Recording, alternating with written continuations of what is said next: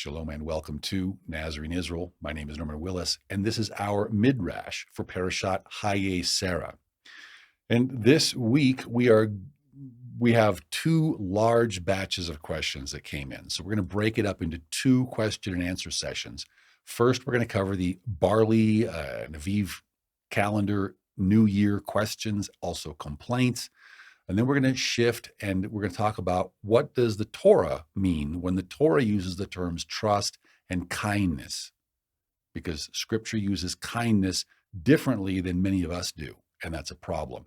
We're also going to see several Haftarah and Brit Chadasha quotations in support of that.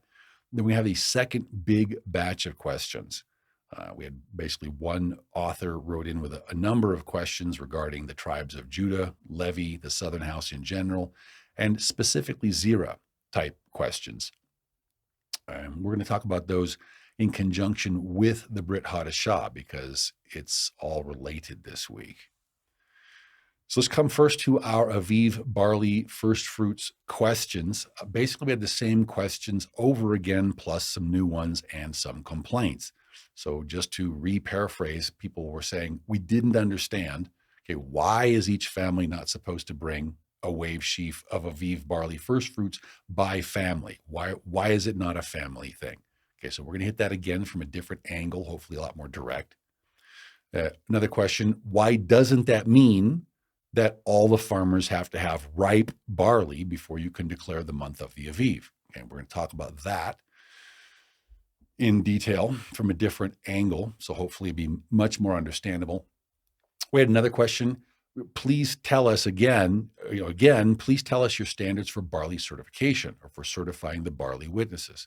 Why will you certify or not certify this witness or that witness? And they name names and ask us to give a breakdown on all of the parties, which is just exhausting for one thing.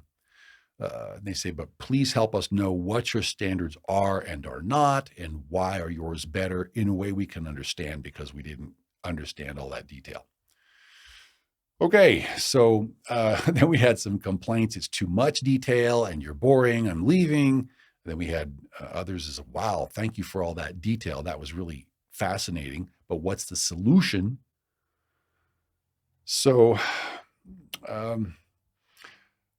basically, we're going to try again this week. So I think what I did, just full confession, just tell you what happened. So basically, I think what I was really doing is I was trying to help, more than anything, I was trying to help explain to Devorah's date tree in detail and to any of the other barley witnesses that might be interested in learning what is wrong with the way they are doing things and what they need to do to straighten it out. But the problem is I had a hard time explaining Devorah date tree's theology because I can't make sense of it. It doesn't make sense to me. It seems incoherent, unhinged, and double-minded.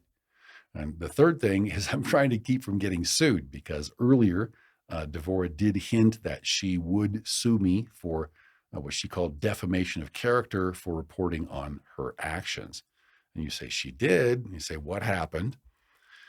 Okay, well, this was way back in 2020 or 2021. So Becca Bitterman, she found an very early patch of Aviv barley. They had some unusually warm weather, so some barley proceeded toward being harvest ready. It was Aviv. We're close to Aviv. So Becca, basically what happened is Becca, she was, one of the things she was doing that was very good, we approved of this very much, she was trying to develop some discussion and some rapport with the other barley witnesses. She's trying to get all the barley witnesses together, as opposed to how things are today, where all the barley witnesses are all closed and they don't share information and this sort of a thing. So Becca, she published the locations. She found these barley fields and she published the locations, and trying to get other observers to come and we could get consensus in this kind of a thing. And but what happened then was a week or two later, Devorah's date tree came in and inspected the same field and said, nope, there's no Aviv at all. Okay, well, so Becca found Aviv barley And Devorah said there was no Aviv barley.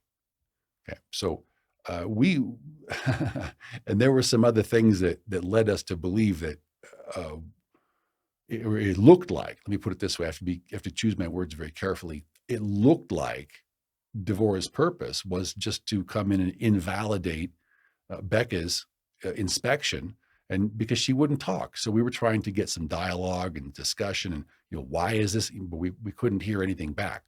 All we heard back was basically take down that video, or unless you'd like to talk more about the defamation of character. Okay, so we went ahead and we redid the same video, just speaking our words more carefully. So Devorah's date tree had come in and said, there is no Aviv in the field. And we came back and said, there is Aviv. Let's show this again. So we gave the evidence to say that it is Aviv. But it was this whole incident that led us to begin to believe that there must be two different standards for Aviv going on. And later we realized it's not just two different standards for Aviv, it's two totally different concepts of how do you determine Aviv, but what is Aviv? What is Aviv all about?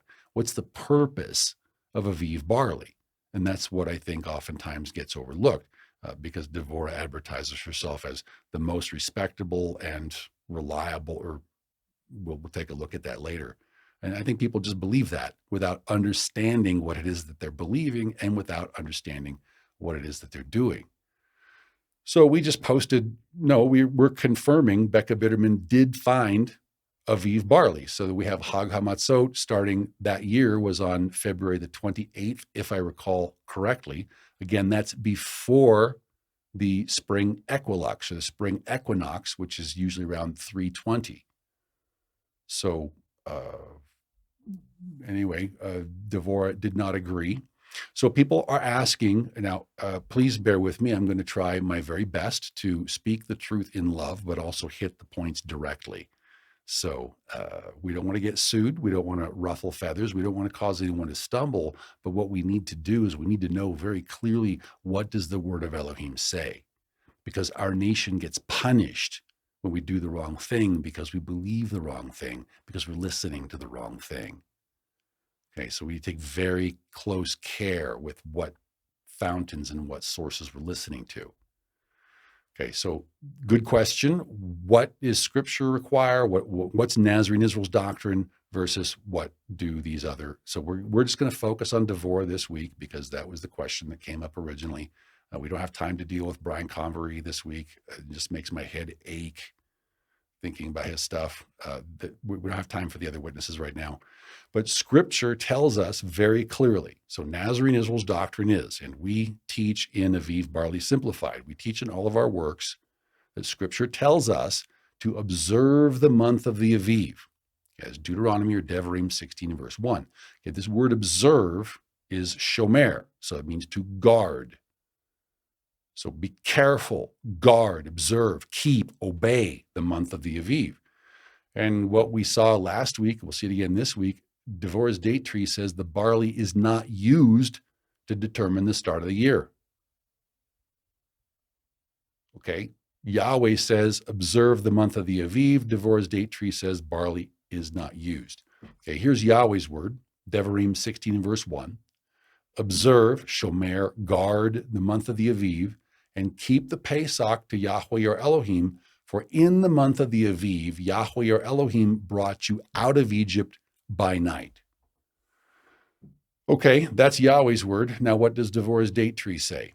Okay, now in her article, When Does the New Year Begin? She says, we don't look to the barley to try and determine the beginning of the biblical year. She says, she allows us how we do think it's nice to witness the barley fields ripening, especially for those who aren't here. The tourists like to see the barley, but we don't look to the barley to try and determine the beginning of the biblical year. That's for tourists. Okay, so on one hand, you have Yahweh say, observe the month of the Aviv, guard it. And here you have, no, don't need the barley. Okay, so now the next point regarding the differences, as we explain in our study, Aviv Barley Simplified. Nazarene Israel's understanding is that we present the first full sheaf of aviv or medium dough barley to the priesthood for the nation, meaning it's one sheaf for all of us. We'll see that verse coming up. The Karaites don't understand that verse. In addition to giving one full sheaf for the nation, symbolic of Yeshua, we also give our first fruits by families, but there's a lag in that. There's a delay in that. We'll talk about that. Now, in contrast, Devorah's date tree, it's confusing. Yeah. Again, I apologize for all the detail last week, but I was just trying to figure out what are they thinking? What are they doing? So on the one hand, they say barley is not used to determine the start of the year. And then on the other hand, they say that barley is used to determine the start of the year, because in the very same article, she says the beginning of the biblical year is when the barley fields are ready to feed the nation. We're going to see examples of where she says that coming up soon. And they base this on Joshua chapter 5, verses 10 through 12, which we'll look at later. And as we said also, so our understanding is you do not cut before Yom Hanafat HaOmer, the day of the wave sheaf offering, because that's the date that you begin to cut and you also start your Omer count. So it doesn't make sense to us to say you have to begin harvesting before the day you can begin harvesting. Okay, and she says, the fields may need to start being harvested prior to the day that you're allowed to start harvesting. Yeah, I mean, it's perfect rabbinic type logic. So you state your reasons why this is why we can't obey Deuteronomy 16 and verse 9, which we'll take a look at here. And then it's sound logic. It sounds perfectly reasonable. It just happens to be not what Yahweh said to do.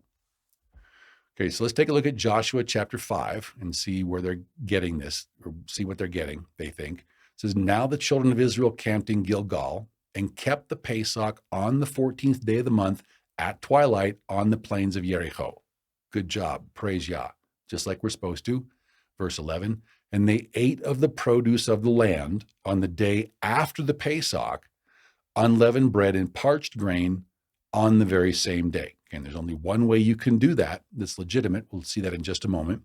Verse 12, it says, then the manna ceased on the day after they had eaten the produce of the land, the day after the wave sheaf offering. The children of Israel no longer had manna, but they ate the food of the land of Canaan that year. Okay, so let's unpack that a little bit.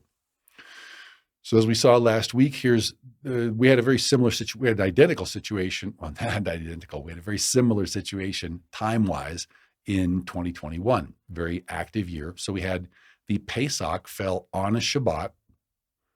And so the wave sheaf day was the very next day, because wave sheaf is always on the first day of the week after the week in which the Pesach falls. So Pesach fell on Shabbat. So the wave sheaf offering was the first day of the week. So you're allowed to cut and you're also allowed to eat of the new crops once you've given the wave sheaf offering. That's the purpose of the wave sheaf offering, is you bring Yahweh your very first and hopefully finest. And after that, you have permission to cut and harvest for the nation. So this is how it happened. This is how it fell out in Joshua chapter 5. Pesach fell on Shabbat. Wave sheaf offering was the very next day. You could start harvesting. Okay, but how far do we extend this? Is this a rule? Does Pesach have to fall on Shabbat every week? No, Pesach falls on Shabbat approximately one time out of 7 on average. But so they extrapolate a lot of things from this. So that they also extrapolate that you must have enough grain by the Pesach to feed the nation. Let's take a look at the next verse. So then the manna ceased on the day after they had eaten the produce of the land. So it ceased on the day after the wave sheaf offering. It ceased on the second day of unleavened bread.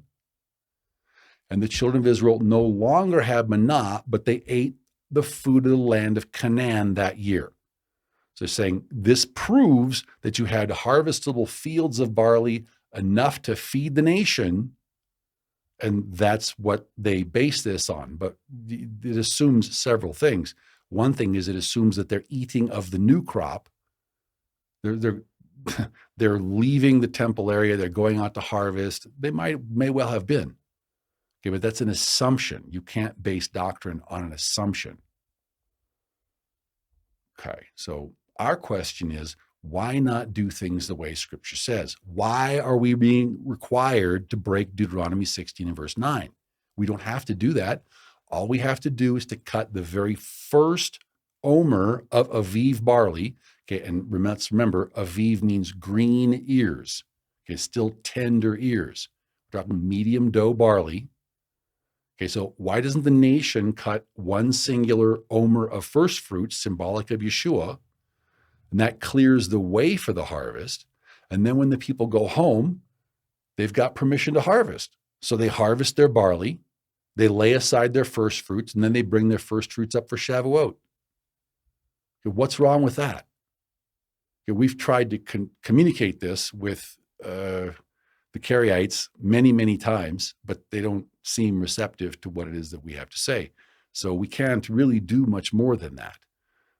And we can't decide for anyone else who or what they're going to believe.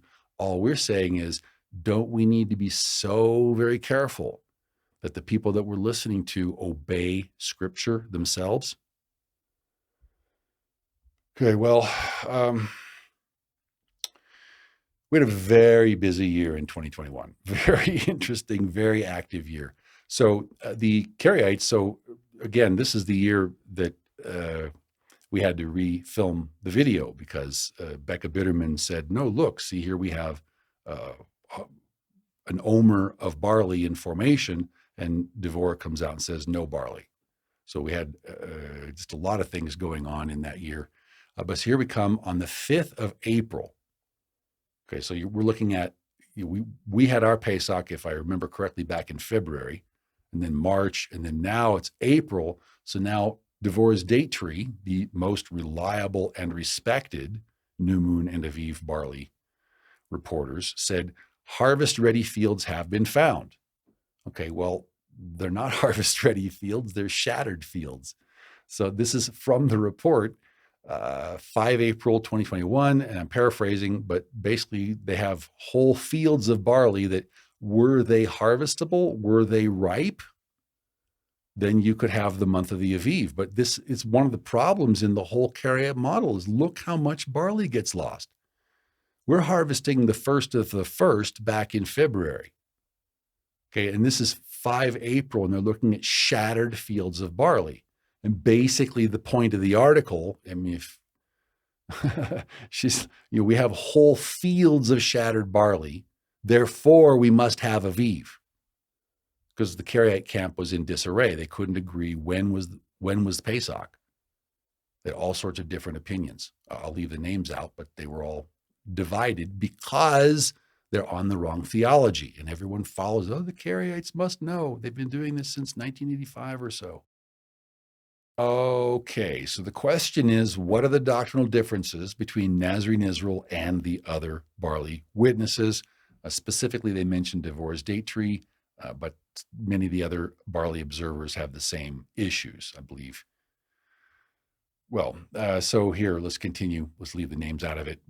We're answering questions here. So according to our study of Aviv Barley Simplified, this is how we start the new year. Okay. Once we either have an omer of Aviv barley, or we know we will have an omer of Aviv barley to present on the day of the wave sheaf offering, meaning it's very close. It's not quite, but it's close. You know you're going to have it. Then you start the new year with the next first crescent sliver of the new moon. That's our understanding, because we're trying to present the very first wave sheaf, symbolic of Yeshua, to the priesthood so that now the nation is cleared for cutting. Okay, first you've made your offering, now you receive permission from Yahweh to cut and begin your omer count up to Shavuot. Okay, well, Devorah date tree's doctrine is very different. So she's saying here, she says the biblical year must begin with the crescent new moon after the spring equinox. And then she cites Genesis 1 and verse 14. So again, we had barley on the end of February in 2021. She doesn't receive that because it falls before the spring equinox, which is always March 20th. Okay, so here's her article again. Everyone brings their first fruits at the feast. This just makes my head hurt. She says, in order for everyone to be able to bring an omer of their produce on Hag HaMatzot, which again, she's conflating the two requirements.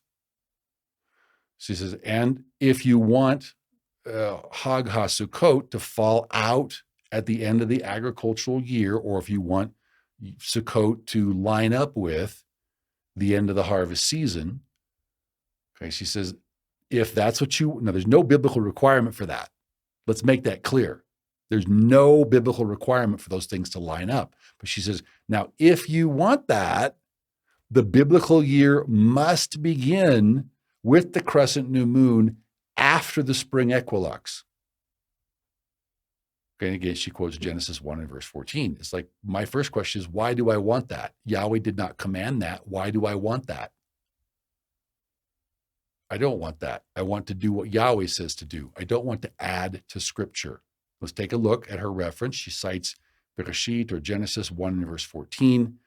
Then Elohim said, let there be lights in the firmament of the heavens to divide the day from the night, and let them be for signs and seasons and for days and years. And my question is, how does that prove an equinox? We use all those things in our calendar. So how does this require an equinox? And furthermore, the lunar Sabbath people also do the same thing. So where's the equinox in this? Equinox. Again, there's a biblical word, tekufa, but that's not an equinox. It refers to a cycle of time, an annual cycle of time, but it's not linked to anything solar. It's not linked to anything astrological or astronomical. And that's the big problem. Okay, well, Devorah's date tree. So again, people are asking, what are the differences in doctrine? So this is her article, when does the biblical year begin? And she says right there, on the crescent new moon after the spring equinox. So what does she need barley for? I don't get it. Okay, is this how it reads? Observe the month of the equinox and keep the Pesach to Yahweh your Elohim. For in the month of the equinox, Yahweh your Elohim brought you out of Egypt by night. Leave it there. Okay, if you would like to know why Nazarene Israel believes that equinox doctrine is effectively moon worship, this would be one study you could read, or you could watch it. That's a YouTube video. We also have transcripts on the website. If you want the original written study that explains why Nazarene Israel believes that paying attention to the sun, the moon, and the stars and adding things to Scripture is moon worship, we have our study called The Equinox Error. Okay, now, Father, please help me to say this appropriately. We have some questions for Ms. Gordon. She doesn't communicate with us, but Devorah's Date Tree advertises itself as the most reliable and respected new moon and barley inspection reports from the land of Israel. And we don't have any problem at all with her new moon reporting. Her new moon reporting is solid as far as we're concerned. The only problem is she seems to have a different concept of the barley. She advertises honest barley inspections, but she has a different idea of what to do with the barley. And we write to her with our concerns. We don't hear back. All we ever hear back is hints of lawsuit. Okay, well, we're not here to fight with anyone, but we do have some questions. So we would encourage people to think critically and for themselves and not just believe when someone claims to be the most reliable barley inspector, to test that claim out and not just believe it just because someone said it, let's leave it there. So we have a question. Okay, so if Devorah's date tree begins their new year with the first new moon after the spring equinox, why is she inspecting the barley? She says they don't look to the barley to start the new year. She does look to the barley because she wants to make sure there's enough barley to eat. But she doesn't want green ears. She wants ripe, harvest-ready ears. That's why her Aviv barley is brown or shattered, whereas we're looking for green ears, medium dough. What does she need to inspect the barley for? Okay, here's another question. Think about this deeply, brothers, sisters. Okay, if the spring equinox always comes around March 20th, by definition, and it never gets more than a day off because they correct it with the leap years. So if the spring equinox always comes around March 20th, like every 50 years, it'll deviate by a day and then they'll correct it with the leap years or something. So why is she asking for money to go inspect the barley? What does she need to inspect the barley for? She doesn't use the barley. She's going to declare the Aviv at the spring equinox and then the next new moon. Well, okay, this is Wikipedia. Wikipedia tells us that they call it the March equinox because you've got two hemispheres, north and south. But Wikipedia tells us that the March equinox comes on or around March 20th each year. The next time it will deviate, it'll be March 21st in 2044, I believe, and then it's back to March 20 for another however many years. So it always comes on March 20th, and we have programs to tell us when the next new moon will be. So why does she need to inspect the barley? And we have another question for the most reliable barley inspector. Where does the Torah tell us how to establish the spring equinox? Where does the Torah talk about day and night being of equal length? And then with the next new moon, you have your Pesach. Okay. And if the Torah doesn't say that, then aren't you subverting the Torah? Aren't you adding to the Torah? Aren't you changing Yahweh's words in the Torah? And isn't that bad? Okay. Why are you teaching people things the Torah doesn't say when there's a way to work it that the Torah does say? For example, Devarim or Deuteronomy chapter 4 and verse 2 tells us, strictly prohibits us. It says, you shall not add. This is Yahweh talking. Yahweh says, you shall not add to my word, neither shall you take away from it. You shall not ignore Deuteronomy 16 and verse 9. You shall not add an equilux or an equinox, that you may keep the commandments of Yahweh your Elohim, which I command you. In other words, if you don't change my commandments, I consider you're keeping my commandments. But if you go changing my commandments, this applies to the rabbis just as well. There's several messianic ministries. The messianism in general is completely guilty of this. Okay, Yahweh wants us to obey his commandments exactly. Go figure, your boss at work, does your boss at work say you can keep 50, 60% and change the rest? No. Does your boss say you can change, if there's a rule or two, you can just break those? No. He says, do what I tell you to do. Those are my instructions. Don't be adding, don't be deleting, don't be substituting, don't be changing, or else it's no longer what I commanded you. Well, forgive us, but does the most respected and reliable barley inspector, is she the most respected because she can tell us that the spring equinox always falls around March 20th? And then you start your new year with the next new moon, with the first crescent new moon after the spring equinox? Because I can tell you already when that's going to be. Why is she more respected with that than me? I don't get it. Okay, so if Yahweh didn't command the equinox or the equilux, and if the word equinox or equilux is not found anywhere in the Tanakh, because Tekufa means something else, where did this word come from? Where did we get the equinox? Where did we get the equilux? Well, okay, so we come to Wikipedia, and they believe many people believe, or they used to believe, that the equinoxes were first discovered by a Greek astronomer named Hipparchus. Well, okay, in context, when you're talking about a Greek astronomer, you're also talking about a Greek astrologer, because those two fields of study ran together back in those days, and they still do in occultic circles. Because if we remember right, the ancient Israelite cosmology was that the sun, the moon, and the stars were effectively created deities. They were second-tier gods, so to speak. Well, okay, not Hipparchus. Some people are saying now, well, it was actually earlier than Hipparchus.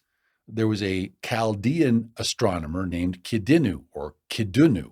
And once again, when you're talking about a Chaldean or a Babylonian astronomer, you're also talking about an astrologer. So now we're finding out, so it's not just Rome. So Rome has Easter, which is the first Sunday after the spring equinox. Okay, and then it's not just Greece, we saw Hipparchus, it's not just Babylon, we saw Kidinu or Kidunu. Now they're realizing that in ancient Egypt, that the Sphinx and the pyramids and the shaft or the well or the grave of Osiris, those things are all lined up according to a knowledge of astrology and astronomy.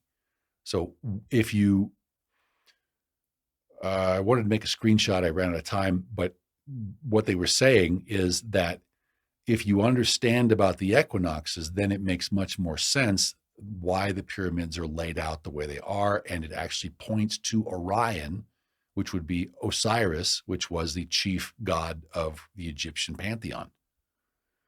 So what we're finding out here is all of the fallen watcher empires that have persecuted Israel have all known about the equinox or the equilux, even though the word doesn't appear in Scripture.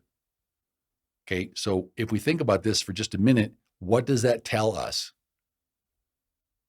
When someone's advocating an equinox or an equilux, what does that tell us? In Devarim or Deuteronomy chapter 4 and verse 19, Yahweh tells us to take heed. That means you can mess it up. That means watch out. That means pay attention or you're going to goof it up. He says, take heed, lest you lift your eyes to heaven, and when you see the sun, the moon, and the stars, all the host of heaven, the created second-tier gods, and you feel driven to worship them and serve them, which Yahweh your Elohim has given to all the peoples under the whole heaven as a heritage. He's given the fallen watcher pantheons to the other peoples under heaven, but we are not supposed to worship these things. And you say, well, I wasn't worshiping. I wasn't serving them. And that's what people don't understand. Okay, in Hebrew, the word for serve, eved, just means that you're taking them into account effectively. Because if you're going to worship or worship Yahweh, then you're going to consider Yahweh as the only one who has the authority to tell you what to do. But if you're going to worship or worship according to a calendar that Yahweh didn't say, you're worshiping according to an equinox calendar, then Yahweh considers that you are worshiping and serving the sun, the moon, and the stars, because he doesn't command those things. Maybe not the stars, but the sun and the moon.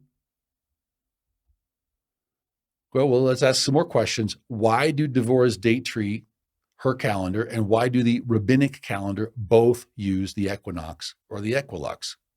Is that because they're both following Yahweh and his word?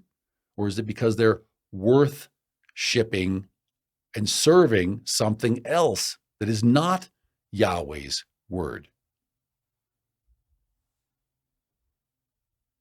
So people want to know, what are the differences in doctrine between Nazarene Israel and these other barley witnesses, specifically Devorah's date tree? We're trying to answer questions in a respectful way, but some of these things are so important and people are just not getting it. So Devarim or Deuteronomy chapter 16 and verse 9 says we are not supposed to cut our barley before Yom Hanafat HaOmer, or the day of the wave sheaf offering. Okay, it's very clear. We're going to take a look here. It says to start the Omer count when we start to cut, and start to cut when we start the Omer count. And both of those things should be on Yom Hanafat HaOmer, because that is the day we are authorized and allowed to begin cutting. And we bring our very first sheaf of barley first fruits to Yahweh. Then we're cleared to cut. So everyone goes home, everyone cuts, and then they bring their first fruits up for Shavuot. And we're completely prohibited from cutting before that. But in total contrast, Devorah's date tree says, just go ahead and cut when you need, and it does not start the Omer count. So we find a total discrepancy with that. Let's take a look at Devarim 16 and verse 9. It says, you shall count 7 weeks for yourself. Okay. Begin to count when you begin to cut. Begin to cut when you begin to count. Then you count 7 weeks, and then you shall keep the Feast of Weeks to Yahweh your Elohim, with the tribute of a freewill offering from your hand, which you shall give as Yahweh your Elohim blesses you. So you bring your first fruits and your tithes, gifts, and offerings up when you come up for Shavuot. Simple. So this just gives me a headache. So again, from Devorah's date tree, her article, everyone brings their first fruits at the feast. She says, the beginning of the biblical year is when the barley fields are ready to feed the nation. Okay, so we discussed that already. We'll discuss it again. And then everyone must bring a conflated omer. Okay, but this is just what, it just melts my head. She says, the fields may need to start being harvested prior to Yom Hanafat HaOmer, or the wave sheaf day.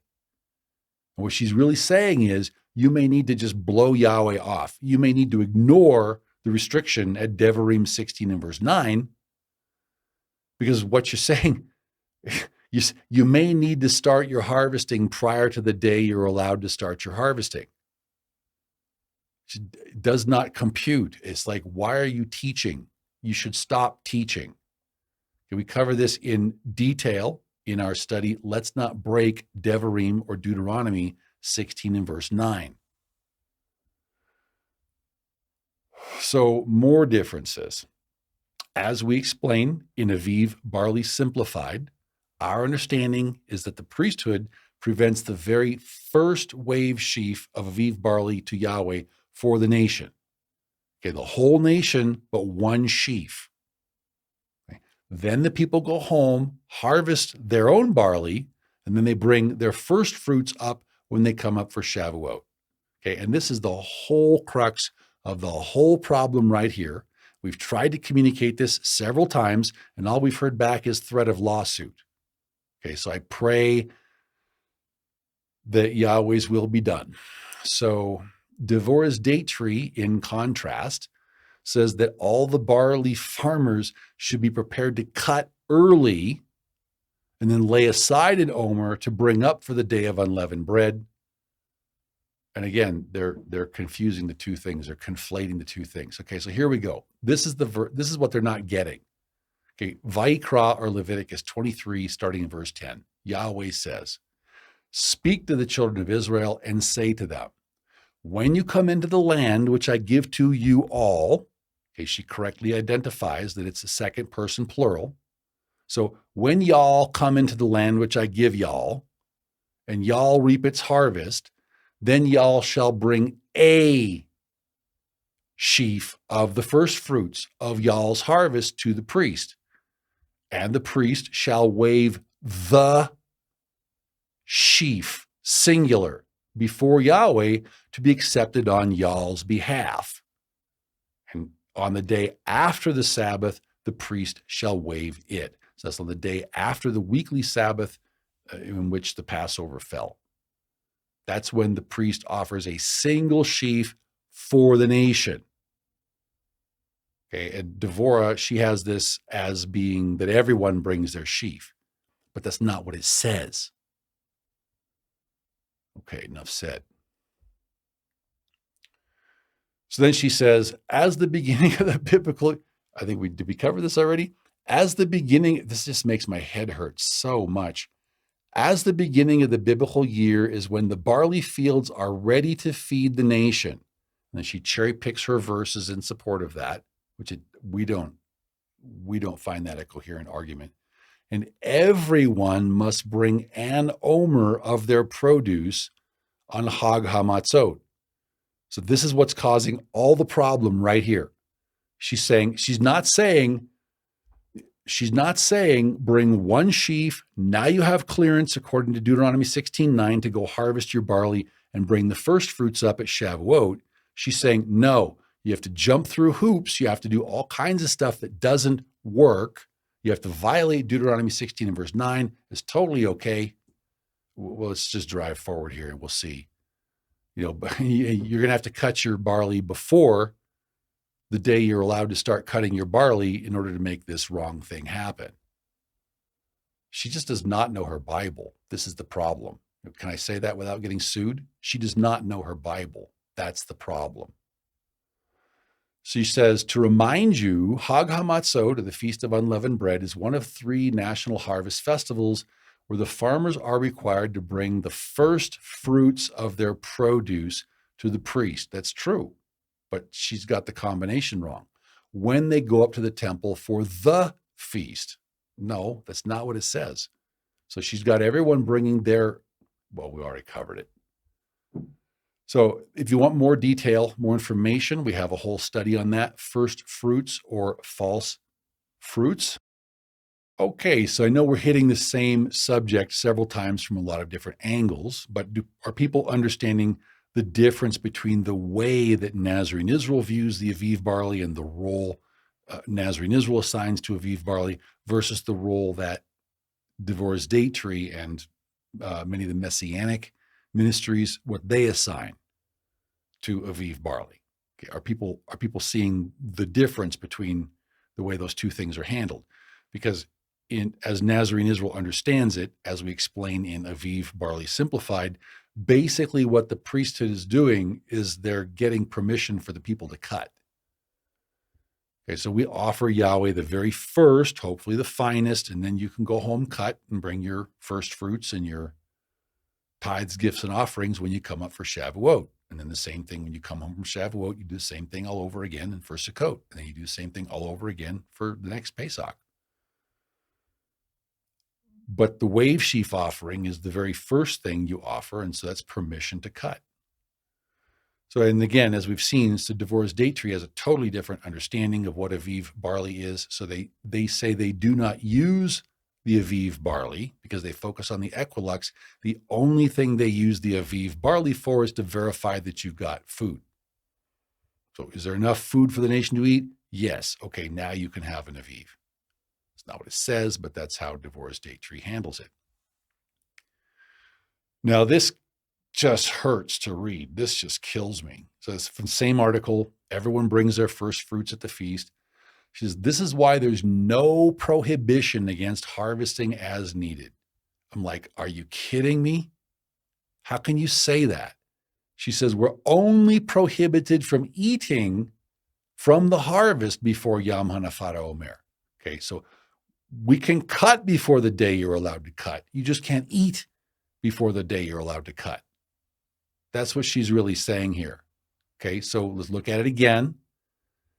You shall count 7 weeks for yourself. Begin to count the 7 weeks from the time you begin to put the sickle to the grain. So when you start to count, that's when you start to cut on Yom HaNafat HaOmer. Okay, so when you start to cut, when you start to count, that had better be Yom HaNafat HaOmer. Then you shall keep the Feast of Weeks to Yahweh 7 weeks later. And that's when you bring the tribute of a free will offering from your hand, which you shall give as Yahweh your Elohim blesses you. So, when we just take a look at this, we just see they're breaking Deuteronomy 16 and verse 9 again and again and again. And they counsel everyone, break Deuteronomy 16 and verse 9. It's not a big deal. There's no thing. It's not a thing. Shum davar. Don't worry about it. Okay, so again, this is from this is from 2021. So we had Pesach fell out on Shabbat. So just like it was in Joshua 5. So the Devorah's date tree concept, if I understand it correctly, I don't want to misinterpret, I don't want to mischaracterize anything, but we also can't get answers to our questions. So what it looks like to us is that according to Devorah's date tree, okay, you got your Hodesh on 2/13 on Shabbat. Okay, now the next week, she says you have to be ready to cut before Yom Hanafat HaOmer. So what that means is, in practice, as soon as the new moon is seen, you need to start cutting. You've got a week to cut, and then the next week, you're going to be busy going up to Jerusalem. Okay, so you're cutting your harvest, ready or not, 2 weeks prior to the wave sheaf. So you have Pesach on the 27th, also on Shabbat, and then you have the wave sheaf on the first day of the week. That's when you're allowed to start harvesting. But Devorah's date tree has told the people, you're already supposed to harvest because you had to harvest 2 weeks ago because you had to walk up to Jerusalem to present your alleged wave sheaf as part of the alleged conflated national omer. Okay, well, you just broke Deuteronomy 16 and verse 9. And we know that if you break one point of the Torah, it's guilty as if you had broken them all.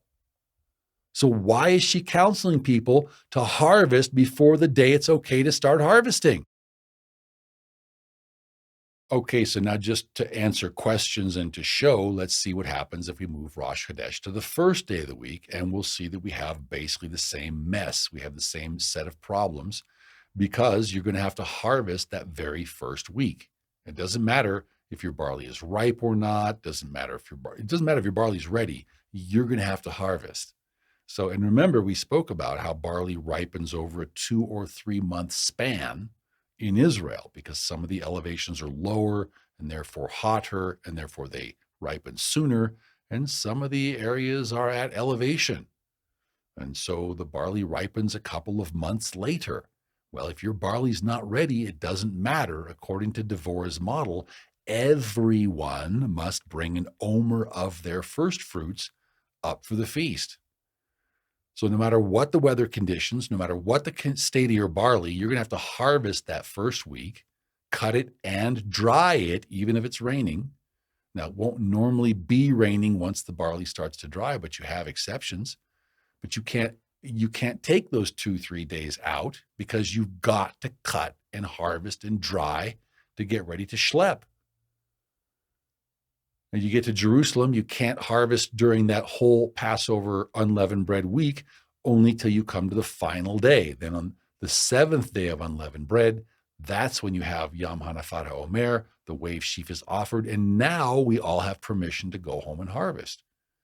So now the men get to travel home and get to harvest when they get home, except they can't because Devorah had them harvest 2 or 3 weeks ago before they came up for the feast. It's a classic case. You just can't be in 2 places at once like that.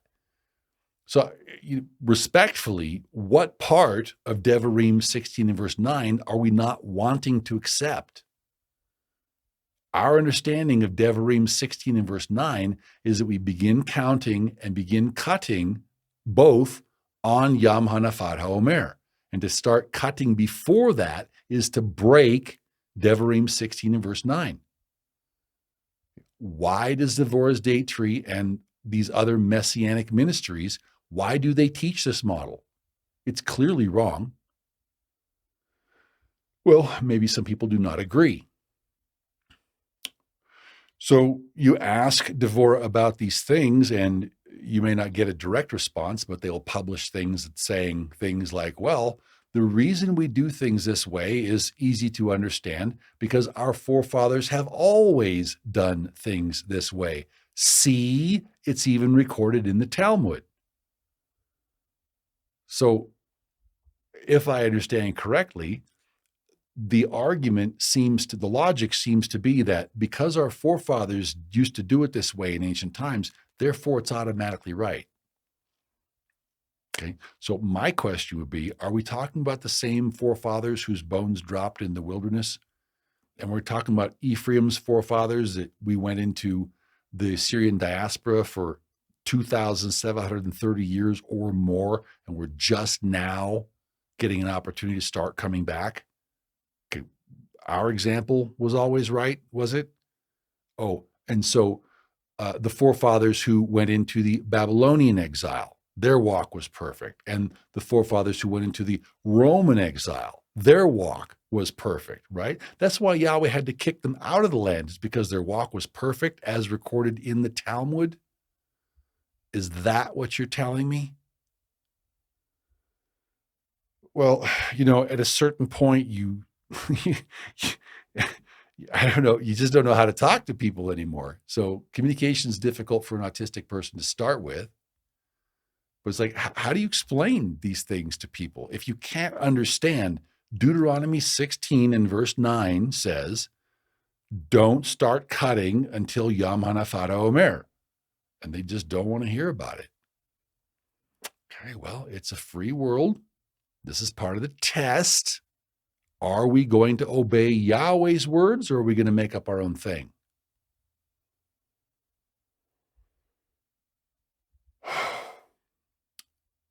I have questions not just for Devorah's date tree.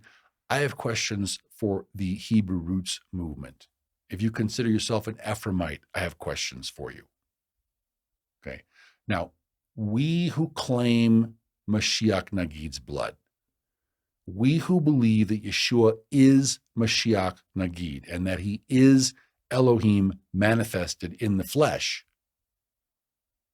just like Psalm 45, just like all the other Psalm 110, they all let us know that Yeshua is divine, because Mashiach Nagid was supposed to be Yahweh manifested in the flesh. So if we know that, do we believe the words of Yeshua? Do we obey the words of Yeshua? And if so, why are so many people paying attention to rabbinic and Karaite doctrine? This is exactly what Yeshua says. He says, beware of the leaven, meaning the false doctrine of the Pharisees and the Sadducees, meaning the rabbis and the Karaites. Okay. Do we believe this, brethren? Do we obey this? I know a lot of people, they think they're good, faithful believers in Yeshua, but they don't obey his words. Okay, now we're back to building on the rock versus building on the sand. I'll leave that with you for prayer. Okay, so I hope we have been able to answer everyone's barley questions this week in a manner that is clearer and easier to understand. So if you have more calendar questions that are not answered either in this study or by Aviv Barley Simplified, please let us know in the comments section below. So with that, let's go now to our Torah portion. And for review, we just saw in Parashat Lech Lecha that Elohim told Avraham that his wife Sarah was going to bear him a special son, and that his name would be called Yitzhak, and that Elohim would establish his covenant with Yitzhak for an everlasting covenant and with his descendants after him, meaning both houses. So notice some special circumstances here. The mother is barren, Elohim promises a special son, and the covenant comes through him. Okay, so we see the same characteristics, the same circumstances in Luke chapter 1 and verse 31. Where Miriam is told that she would conceive in her womb and bring forth a special son, who this time would be called Yeshua. And he would become great. He'd be called the Son of the Most High. And Yahweh Elohim would give him the throne of his father David. So we have the same circumstances. The mother is barren, in this case because she's a virgin. Elohim promises a special son, and the covenant would come through him, ultimately for both houses. We also see that Avraham was a man of faith and that he walked by faith. He didn't just talk his faith, he walked it. So in chapter 22 and verse 5, Avraham said to his young men, "Stay here with the donkey. The lad and I will go yonder and worship, and we will come back to you." So Avraham was believing that Yahweh would resurrect his son. And because Abraham did what Yahweh told him to do, Yahweh said that he would bless Abraham and multiply Abraham, and that his descendants would possess the gates of their enemies. And that's what the military prowess is all about. He was told that in his seed, all the nations of the earth would be blessed because he obeyed Yahweh's voice. And if we are children of Abraham, we also need to hear and obey his voice. So we come to this week's portion, chapter 24 in verse 1, and we see that Abraham was old, well advanced in age. So he called the oldest servant of his house, who ruled over all that he had, and he made his servant promise that he would not take a wife for Yitzhak from the daughters of Canaan, but rather he would go to his country, to Abraham's family, and take a wife for his son Yitzhak from there. Okay, so Abraham's family, they knew who Yahweh was. So we come to verse 7, Yahweh Elohim of heaven, who took me from my father's house and from the land of my family in Ur of the Chaldees, in Shinar, in Iraq, who spoke to me and swore to me, saying, to your descendants I will give this land. He will send his messenger before you, and you shall take a wife for my son from there. Now, I don't know. If I was arranging a match, I think I would have to meet both parties. But notice Abraham's trust. Notice his faith that Yahweh is going to send his messenger before his servant and arrange everything for his son.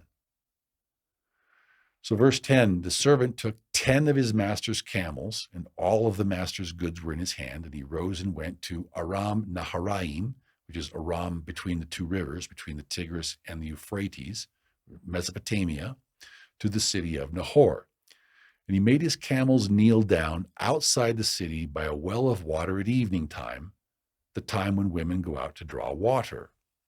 Verse 12, then he said, O Yahweh, Elohe of my master Abraham, please give me success this day and show kindness to my master Abraham. We're going to see kindness has to do with building Elohim's family. He says, behold, here I stand by the well of water, and the daughters of the men of the city are coming out to draw water. Now let it be that the young woman to whom I say, please let down your pitcher that I may drink, and she says, drink, and I will also give your camels a drink. Let her be the one that you have appointed for your servant Yitzhak. And by this I will know that you have shown kindness to my master, because I asked for a favor and she went above and beyond it. That's the way we understand kindness. But do we understand that Yahweh is trying to help build Abraham's family? Yahweh is trying to build Abraham's kinfolk. And in that, he's showing kindness. So it happened before he had finished speaking that, behold, Rebekah, who was born to Bethuel, son of Milcah, the wife of Nahor, Abraham's brother, came out with her pitcher on her shoulder. Now the young woman was very beautiful to behold, a virgin, and no man had known her. And she went down to the well, filled her pitcher, and came up. And the servant ran to meet her and said, please let me drink a little water from your pitcher. So she said, drink, Adoni. Then she quickly let her pitcher down to her hand and gave him a drink. And here's the key, verse 19. And when she had finished giving him a drink, she said, I will draw water for your camels also, and not just to give them a drink, but until they have finished drinking. So that's kindness. Well, I looked it up. So this is from the San Diego Zoo. A camel can go a week or more without water, and it can last for several months without food. It can survive a 40% weight loss and then drink up to 32 gallons of water in one drinking session. So I took 32 gallons times 10 camels. That's 320 gallons. Let's just assume a 5-gallon bucket or a 5-gallon pitcher. That's 64 trips. Even if it's a 10-gallon, it's still 32 trips with twice as heavy of a bucket or a pitcher. Verse 20, then she quickly emptied her pitcher into the trough, ran back to the well to draw water, and drew for all of his camels. 64 trips. And the man, wondering at her, remained silent, so as to know whether Yahweh had made his journey prosperous or not. Okay, so he asked for water instead of just giving him and his camels a drink. She's watering his camels thoroughly. So now we drop down to verse 43 and we see something interesting. And this is nothing definitive, it's speculative, but it's nonetheless interesting.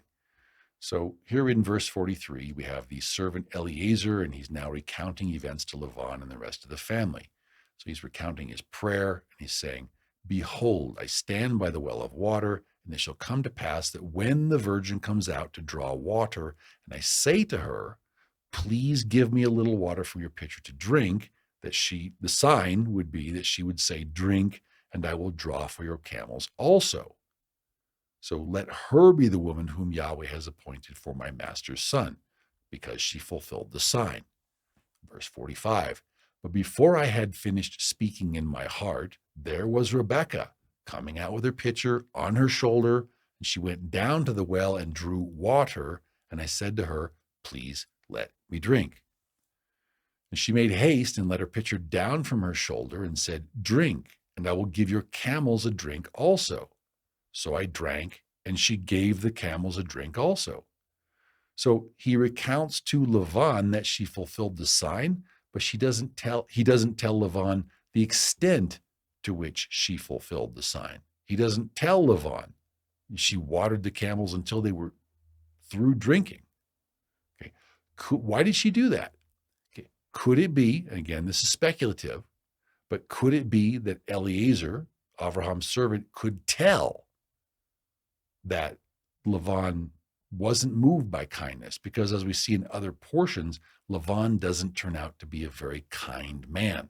Lavan's not interested in building Abraham's family or Yahweh's family. Verse 48. So he says, "He bowed his head and worshiped Yahweh and blessed Yahweh Elohei of my master Abraham, who had led me in the way of truth to take the daughter of my master's brother for his son." Verse 49, he says, "Now, if you will deal kindly and truly with my master, tell me.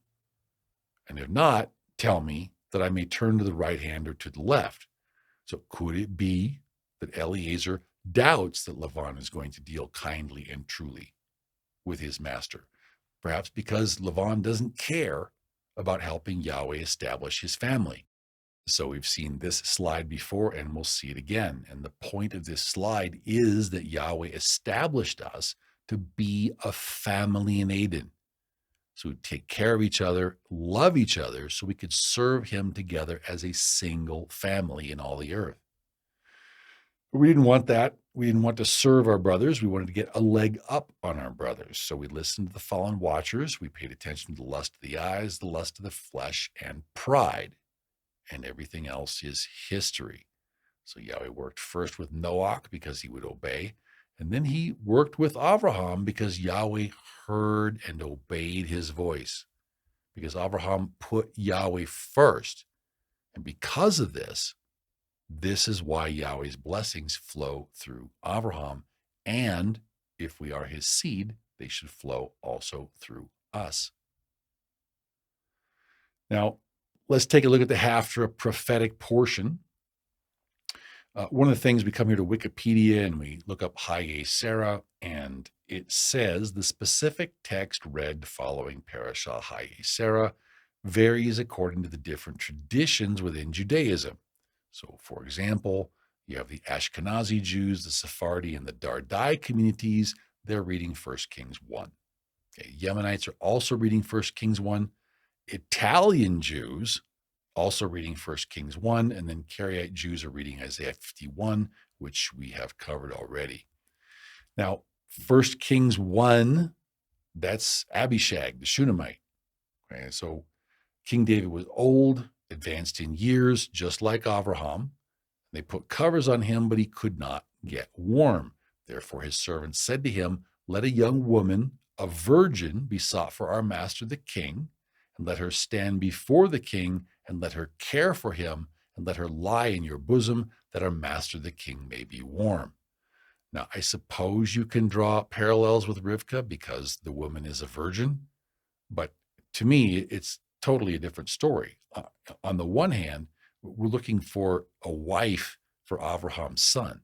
And then in the other, we're trying to keep the king warm.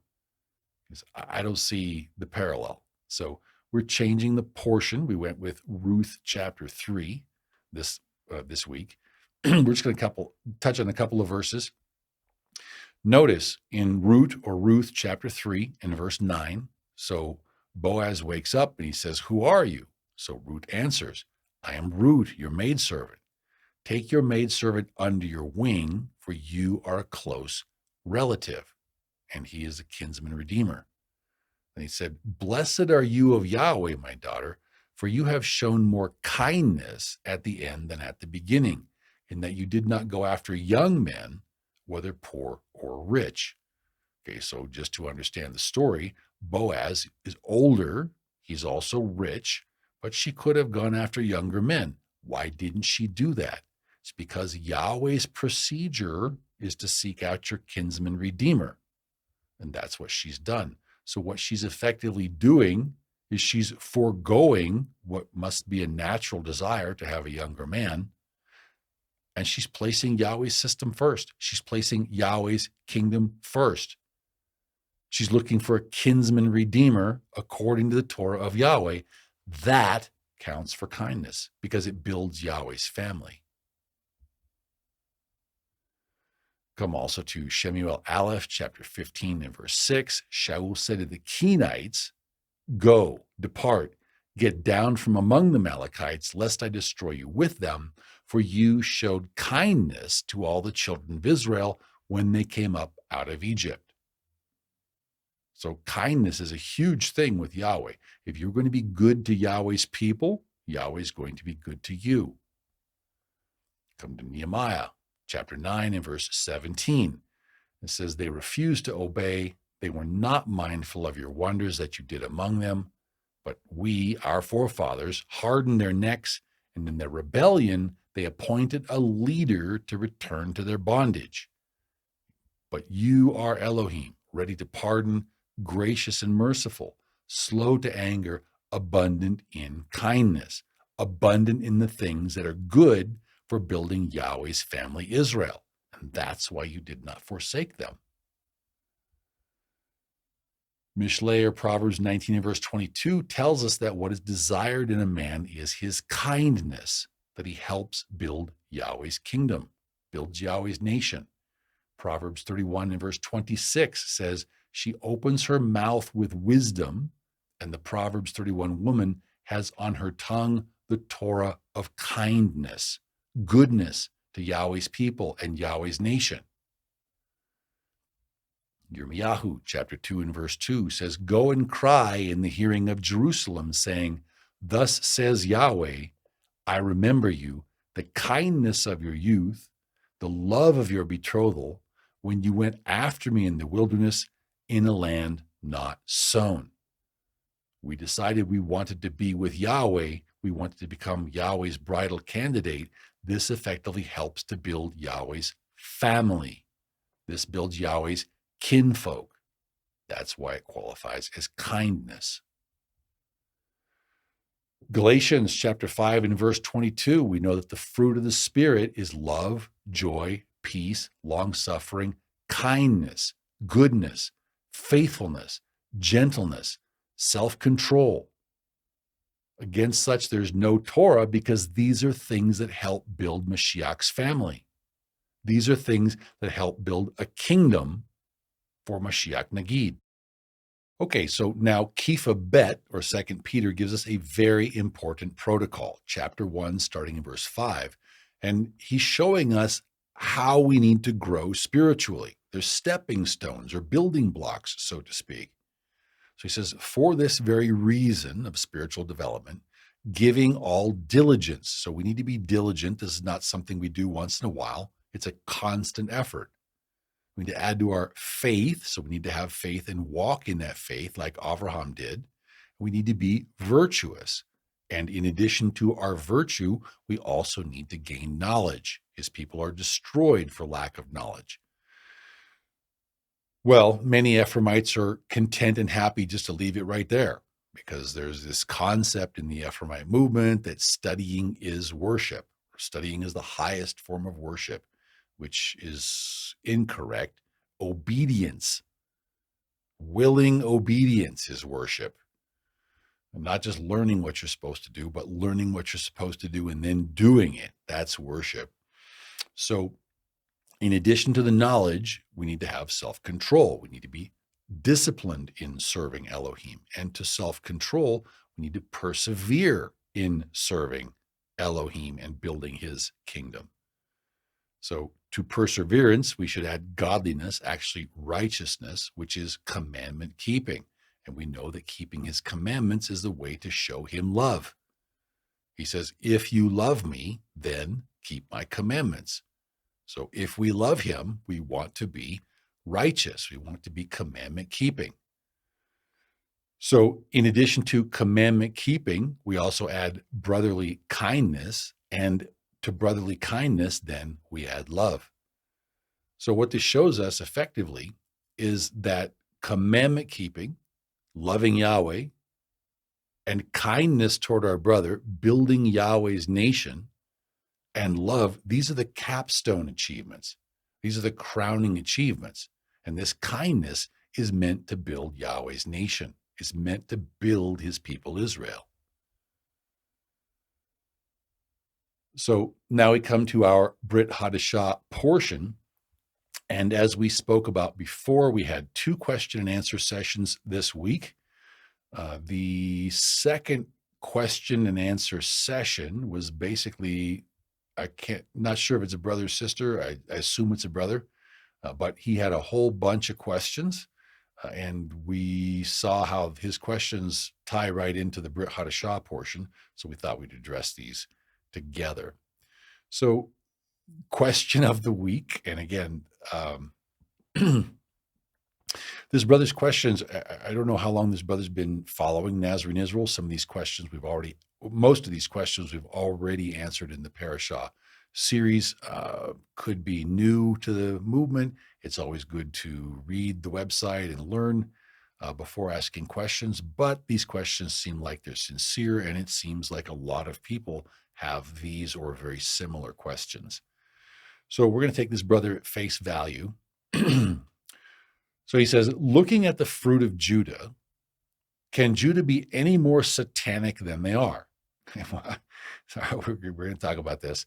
He says, how is it they are not the fake Jews spoken of in Revelations?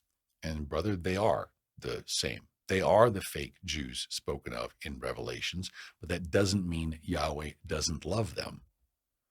So, for example, there's 2 verses that speak of this. So one is Sodot or Hitgalut or Revelation chapter 2 and verse 9. And he says, I know your works. I know the tribulation you go through, and I know the fact that you are in poverty, although in actuality you are very spiritually rich. And I also know the blasphemy of those who say that they are Jews and are not, but are a synagogue of Satan. Now, a couple things here. Not all Jews belong to the synagogue of Satan. So in 4 more parashiot, I don't know if this brother has had time, but when you get to Parashat Vayishev, Parashat Vayishalach, 4 more parashiot, we start to talk about these kinds of things. And we'll talk about the line of Peretz, and we talk about the line of Zerah. We talk about that. So again, 4 more parashiot. That one's already recorded at this point in time. But not everyone belongs to the synagogue of Zerah. So, I just don't know that these blanket kinds of statements are really the same spirit that Yeshua would approve of, if you know what I mean. We want to make very careful that we don't call down fire, so to speak. So he says, look at the way the nation of Israel was founded on the money of evil bankers. Do you really think this is the work of Yah?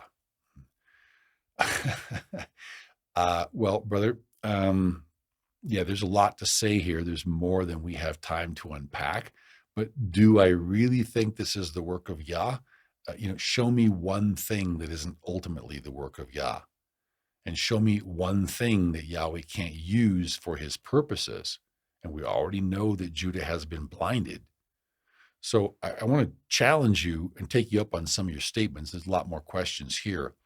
But one of the things, so I can tell we're headed down the conspiracy tinfoil kippah trail. So Yeshayahu, or Isaiah chapter 8, starting in verse 11, Yahweh is saying, do not say a conspiracy concerning all that this people call a conspiracy, nor be afraid of their threats, nor be troubled. He says, Yahweh of hosts, him shall you set apart, and let him be your fear, and let him be your dread. So yes, of course, there's conspiracies all over the place. There's people in cabal, dark rooms, etc. Don't let that be our fear. Don't let that be our dread, because nothing happens without Yahweh say so. Not one sparrow falls to the ground without Yahweh's approval. So what does he say? He says, Yahweh will be as a sanctuary for those who fear him, for those who are doing everything he says to do. But he's going to be a stone of stumbling and a rock of offense to both the houses of Israel, for those who aren't obeying him. For those who aren't doing everything he says to do, they're going to trip.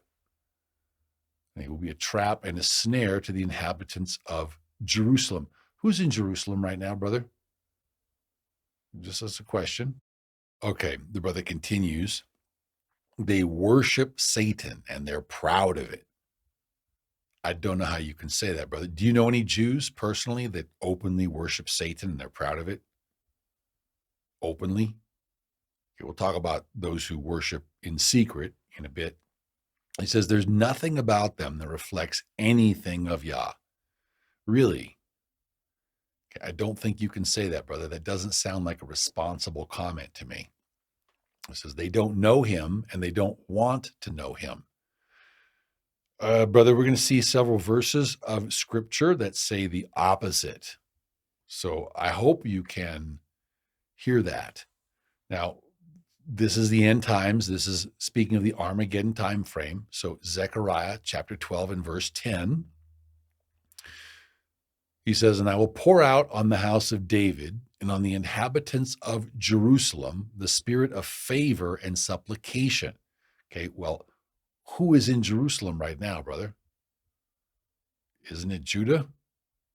Okay, in this prophecy, it's going to be the house of David that's going to be there in Jerusalem along with other inhabitants of Jerusalem. The context is Judah. So we don't see any prophecy where the population gets swapped out at the last minute.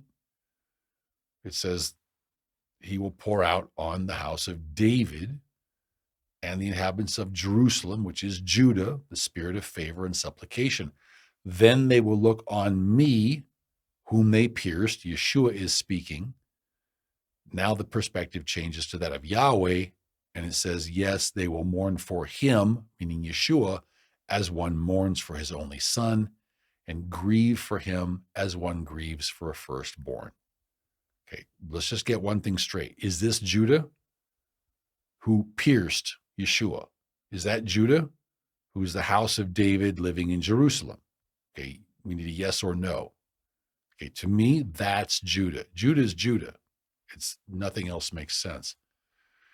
Verse 11, in that day there shall be a great mourning in Jerusalem, like the mourning at Hadad Rimmon in the plains of Megiddo. And the land shall mourn, every family by itself, the family of the house of David by itself, and their wives by themselves. Why are we told that? The family of the house of Nathan by itself, and their wives by themselves. The family of the house of Levi by itself, and if you will, that's the rabbis. Who else is in Jerusalem? And their wives by themselves. Why are we told this? The family of Shimei by itself, and their wives by themselves. All the families that remain, every family by itself, and their wives by themselves. So what I get out of this, typically speaking, women, when they mourn, you have a big group hug and you can have 50 of them hanging on each other and they're all sad, but they're sad together. because that's what they do. They comfort and console each other. Okay, how sad does a woman have to be before she doesn't even want to comfort and console her family? Okay, so let's take a look. All the families that remain, every family by itself, and their wives, they don't even have energy to be with their family. Okay, that's self-revulsion. So who is that, brother? Who is it who pierced Yeshua, who will repent in these end times? I think this is important to bear in mind. So you say one question from one who's slow in mind, who are the fake Jews mentioned in Revelations? Is it not the rabbinical Talmud-loving people who call themselves Israel? Absolutely. That's not a question. That's not being contested.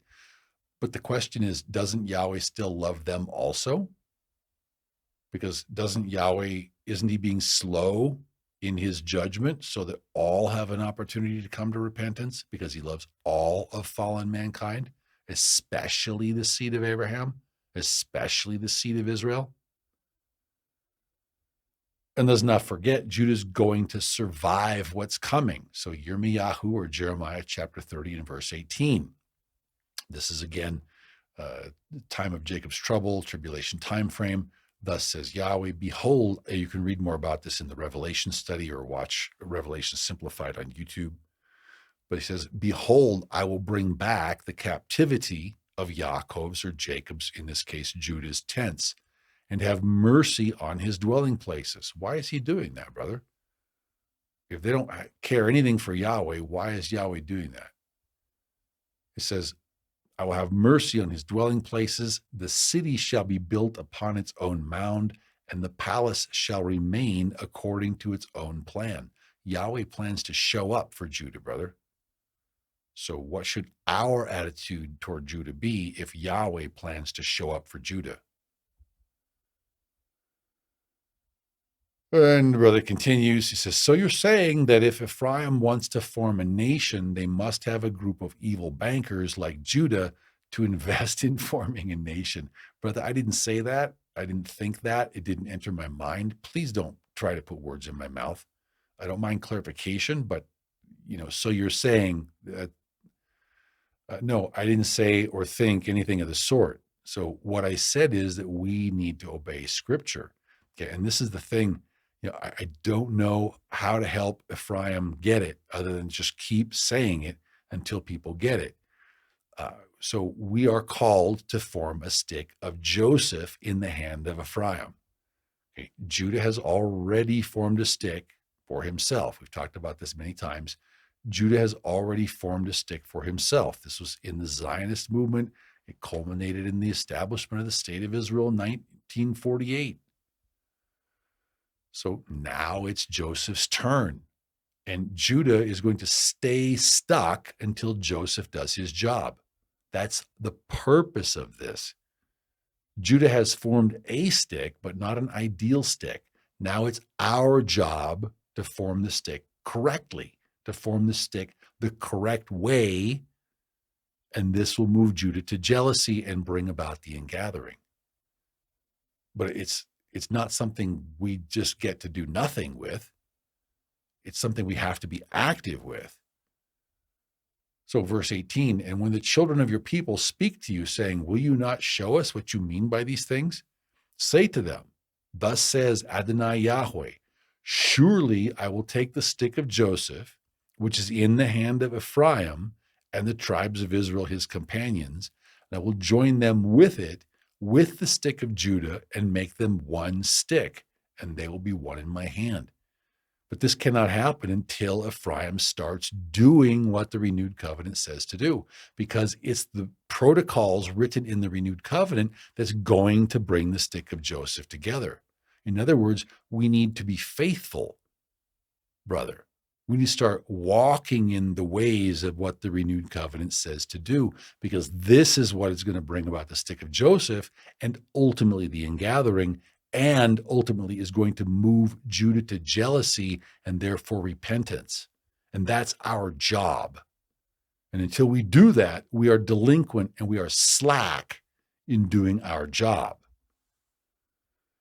Now, one of the things the Ephraimite movement must love to forget, so Matthew 6 and verse 33, Yeshua tells us to seek first the kingdom of Elohim and his righteousness, meaning his commandment keeping, doing what he says to do. And then the kingdom will be added to us. We say, oh, conditions are so hard. We can't. You know why conditions are so hard? It's because we're not keeping Yahweh's commandments. We're not doing what Yeshua said to do. We are not seeking first the kingdom of Elohim. Instead, we're worried about conspiracy theories. Instead, we're worried about Zerah. Instead, we're worried about the Talmud. Now, I'm concerned with the Talmud. They have us written in Talmud tractate Berachot 28b through 29a that we should all be killed for believing on Yeshua. And that's de facto their holiest book is the Talmud. Yes, it's a big problem. But the solution is not to hate brother Judah. That's the temptation, brother. The solution is to overcome the temptations of the flesh in Messiah Yeshua and his spirit. Now, this is one of the most powerful verses. So Yehuda, Jude, chapter 1, there's only one chapter, verse 3, he says, Beloved, well, I was very diligent to write to you concerning our common salvation. Okay, we're both saved. Okay, I'm saved, you're saved. That's not the question. Everyone's saved here. But even so, still, I found it necessary to write to you, exhorting you to contend earnestly for the faith, which was once for y'all delivered to the saints. Okay, so it's like the wave sheaf. Okay, there's one wave sheaf, there's one faith, and then everything else is in the plural. Okay, well, unless we're obeying all of Yeshua's commandments, we are not walking in the faith he came to command us to keep. That much ought to be obvious. If we're not doing what he said to do, we're not doing what he said to do, meaning we're not contending, let alone keeping, the faith which was once for all delivered to the saints. So you're asking, is Judah the nation of Israel? Who else is it, brother? Who else is going to be there in Jerusalem during Armageddon? Okay, I think the thing is we have to have faith that Yahweh knows what he's doing. I think that's part of the problem here. So Yeshayahu, Isaiah chapter 66, we're talking about the end times. And he says, who has heard such a thing? Who has seen such things? Shall the earth be made to give birth in one day to the nation of Israel in 1948? Or shall a nation be born at once in 1948? For as soon as Zion was in labor, she gave birth to her children. Okay, well, who is Zion, brother? Okay, Zion, that's a very, very good label to have. That's a spiritually correct group of people. Okay, this is people who have zeal for Zion. We and our forefathers, we forgot all about the land of Israel. We forgot all about the Torah. Yahweh is calling us back through Yeshua's great sacrifice, but we have to understand Judah was blinded so they would maintain, so someone would continue to copy the Torah. I mean, if it was left up to us, there would be no more Torah. You'd have the renewed covenant and that's it. There wouldn't even be an Old Testament. So Judah has maintained these things. Judah has cared for Mount Zion. It's just like Caleb. That's why Judah was given the land. So is this not Judah? Okay, in Isaiah 66, that's the last chapter. So is that not Judah? And if that's not Judah, then who is it? So then the brother continues, if you do believe Judah is Israel, then how do you figure he's doing so well financially? So this brother's persistent. Brother, do you know any Jews? Have you ever had any Jewish friends? No, I don't have Orthodox Jewish friends now because it's different faiths and they curse us and ask for our deaths. But before I was called to repentance, I knew Jews in the army. I was friends with, I liked Jews. They worked hard. They studied hard. They invested their money wisely. I asked Glenn, I said, how do you, what's the thing with the money? And he says like, well, I don't know. My parents just taught me always to try to be good at what I do, try to be the best at what I do, and then just taught that the money would follow. So I don't know. That's not every Jew. There are definitely Kabbalistic Jews that cause a lot of trouble. One of the things we talk about in the Revelation studies is that Babylonian Judah is still in Babylon, effectively, and Babylon is the head of gold of Nebuchadnezzar's dream statue. So they're the kingship tribe. They should be in the head. Again, it's a question. Do you want a Jewish millennial reign or not want a Jewish millennial reign? We don't have a problem with Judah being the kingship tribe. We just have a problem with Judah praying for our deaths. We want a Jewish millennial reign. We just want them to recognize that we are Joseph and we're coming home because of Yeshua. That's what we want. But we don't have any problem with a Jewish millennial reign. That's something we do want. So just to let you know, sounds like you're fairly new to the channel. If you're new to the channel, I recommend this book to everyone. This is Robert Sepper. He's, I believe, a secular Iraqi Jew. And he wrote a book called 1666, Redemption Through Sin. And he talks about the development of the Lurianic Kabbalists and Jewish syncretism and basically as we've spoken about before, Lurianic Kabbalah reads like a mix of the renewed covenant and the Chaldean oracles, or the Chaldean or Babylonian Kabbalah, full strength Kabbalah. And so Judah gets this idea that they can dibble and dabble and mix and match, and they can get into syncretism, but it doesn't qualify as syncretism. It's like, no, we're not breaking Deuteronomy 16 and verse 9. We're just breaking Deuteronomy 16 and verse 9. But it's not breaking Deuteronomy 16 and verse 9. Oh, no. So Judah has this concept that he can just make up whatever he wants. And because he's Judah and Levi, he has the authority to do whatever. So from Lurianic Kabbalah, we came up with the Illuminati, the Illuminists. We also have the Dunmei, which are crypto Muslims. We have the Jesuits, who are crypto Jews inside the Christian church. And then you have these Zeraite families who are in charge of the Bank of International Settlements, the inner city of London, and basically control politics the world over through the Illuminati and the Masonic Lodge. Okay, so this book right here, it's short, little, quick, easy read. I recommend it to everyone. Don't know the author, don't get anything from that, but this is a very good little summation. So if you want to know what we know about the line of Zerah and what he does, give this book a read. Also, we have in 4 parashiot from now. So you have Parashat Vayishlach, Parashat Vayeshev, those parashiot right in there. Watch those and you will know what we know about Zerah and the Illuminati seed line. So the brother continues, why is it he keeps sucking the breast of Ephraim, USA? Again, watch this is Parashah number 5 in the series. Watch Parashiot 8 and 9, and it might also be 10, and you'll have a much better idea of why that is. People, and again, say ye not a conspiracy to all this people says a conspiracy, and don't be afraid of what they're afraid of. So, Yahweh has secrets that we don't even know about. He has lots of things going on and we have no clue.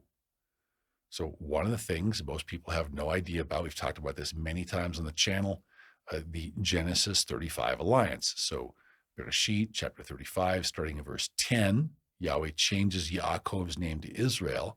And then in the next verse, verse 11, he says, I am Elohim El Shaddai. Be fruitful and multiply, because you're going to have a great nation, which is Judah, and a company of Protestant Christian nations that will come from him, and kings will then come from his body. So this prophecy right here shows us the link. So Israel was divided into two camps or two companies. Okay, that's symbolic. So here we have a nation being Judah, the kingship tribe, was also the priestly house, and a company of Protestant Christian nations. And being sons of Joseph, that's our job, was to go into all the world. So Yehoseph, Yahweh shall add another son. So that's our role. Someone had to be there for us to come back to. Wouldn't it have been so nice if they'd understood the truth and taught the truth all along? Yes, that would be lovely. But it's like the same thing as falling from favor in heaven. Okay, we didn't want to do things his way, so now we take what we get. Now we have to go the war route. Okay, well, we didn't want to do things Yahweh's way when we came out of Egypt either. So now we have to go the hard route. Okay, another book, if you are interested in such things, Manly P. Hall, The Secret Destiny of America. I haven't read it, but basically what I've been told is this explains how the United States of America was set up as a Masonic nation. Okay, so effectively, Judah knows a whole lot more than Judah is saying. Okay, so they're tapped into the satanic, but they're not open about it. They're absolutely covert about it. So they say that Manly P. Hall proposes that there was a great plan put forth 1,000 years before our nation's founding, and occultic and mystical organizations wished for the continent to be the location for a government and for religious freedom, effectively the United States of America, the land of Babylon. So Yahweh, there's nothing surprising that's going to surprise Yahweh. Yahweh knows all about this. And yeah, sure, Zerah knows what he's doing, but Yahweh knows things even Zerah doesn't know. Again, we talk about this in the Revelation study. You have the western leg of Rome. You have basically we'll call Babylon Team West, Mystery Babylon Team West. You've got 3 cities of empire. There's actually 4. This is an older slide, but you have effectively Rome as the spiritual capital, the city of London, which is Zerah, which is the financial capital. And then you have Washington, D.C., which is the military capital of Asaph, of the western leg of Asaph. So you're asking, what is the special relationship? Why do you have, you're asking, let me see if I can find it here. You're asking, why is it that Judah keeps sucking the breast of Ephraim, USA? Okay, well, we're told right here there's a special relationship between Judah and Joseph. I mean, just like there's a special relationship between the United States and England, which is the relationship between Ephraim and Manasseh. Okay, so here we have a special relationship between Israel and the United States, which is effectively the relationship between Judah and Joseph or Ephraim. So even though relations are strained, there's still this prophetic tie that Yahweh feeds into. It's prophesied. So of course it's going to happen. Well, again, we talk about this in many other places, but just to let you know, we're very aware of several layers of occultic activity. There's more that it's not our main focus. Our main focus is what are we supposed to be doing right now? So you have these Cleopatra's needles or these obelisks of Osiris from the Egyptian pantheon, and the cities in which these obelisks exist, say that 3 times fast, they operate under a Roman law called Lex Fori.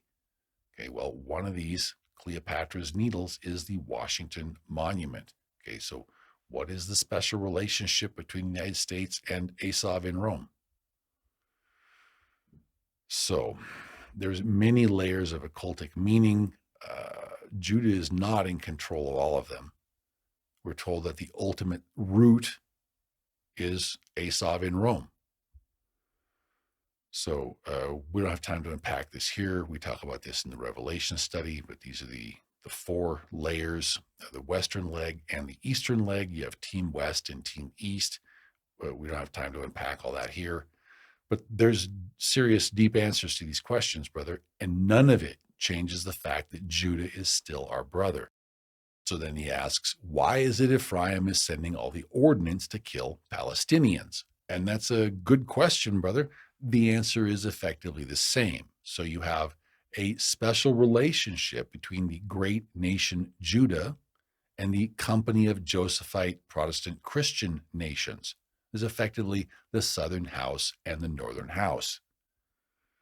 So we have a special relationship between the United States and England. That's the relationship between the two brothers, Ephraim and Manasseh. So here we have something different and something very interesting.